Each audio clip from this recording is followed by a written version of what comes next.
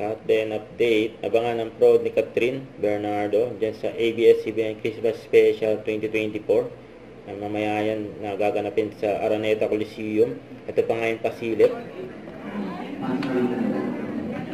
Sa prod ni Catherine. At may nagpa-feature pa nga kay Catherine, no? Si JM Ibarra. At sabi ni Darla, may matinding pasabog si Catherine sa kanyang prod for Christmas Special na ABS-CBN yun, no? Ayan na nga mga cut then pants na nakaabang na sa Araneta Coliseum para sa kay supportahan si Catherine, siyempre. At samantalang si Alden naman ay may shoot niya yon. Grabe, kagabi may event for Casino Plus, ngayon may shoot na naman. Napaka-busy ni Alden, no?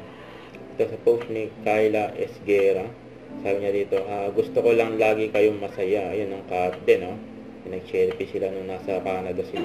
Basta ako, ito sa post ni Joros. mga mapapangasawa kong Canadian. Ayan sila Alden Joros. Ate ka nga ng-sponsorship ko, di ba? Lonely Canadian Kuya program. Jobert.